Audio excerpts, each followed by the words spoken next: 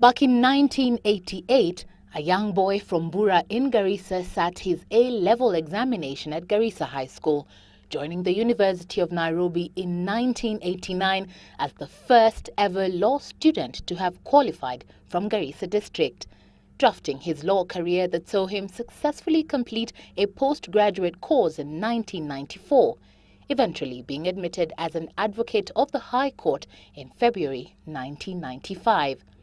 Years later, 2 days ago, ISSACK HASSAN acquired another title, that of chair of the Independent Electoral and Boundaries Commission.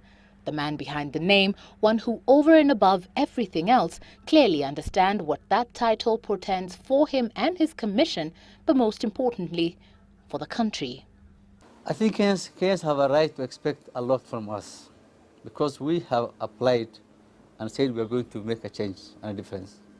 Of course, the pressure is on us. We will feel the pressure. We're scared of betraying their trust. We are very much scared of losing faith with them. At 41 years of age, the man whose first test was to take the country through the process of acquiring a new constitution has been mandated with the responsibility of ensuring a credible, transparent and fair electoral process come 2012. Managing the elections and being chairman was a real test. And I think with my team at IIC, we were able to work together as a team. And I think we were able to bring back some confidence. I take him back to a childhood he remembers ever so fondly. Oh, to myself. Yes. As one that not only allowed the father, who also inspired other people, he also encouraged his community. Discipline in the political class is still wanting. The failure to abide by the code of conduct, the vote buying, the use of public resources, intimidation of audits, and very poorly conducted party nominations. Despite such challenges, the chair is confident that he will fulfill his promise to Kenyans. I will not be up. The real reason also underlying, and which maybe actually made the constitution be rejected, was the fallout between Kibaki and Raila. Those who were against the review process were trying to poison the president and telling him that even the leadership of this commission are all foreigners. And the only Kenyan is one who is blind. That were seen by everybody, including the failure of electronic voter identification devices, the result transmission system. But overall, and like I said during the election, those failures did not affect the integrity of the election results. And the elections were peaceful, they were credible, they were free and fair.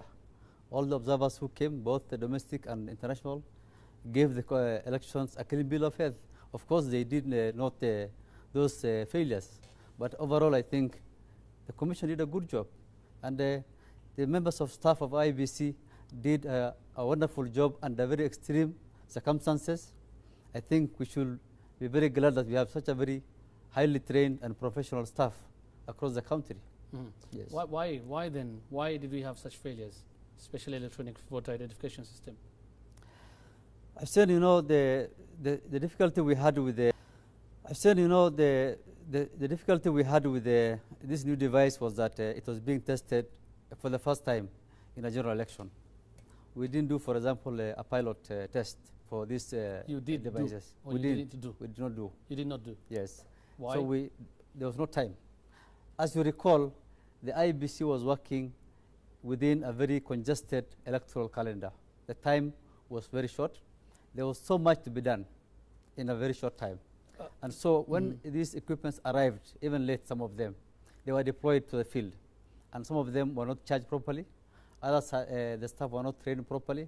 And after the general election, we had other by-elections where they were all deployed and they worked very well.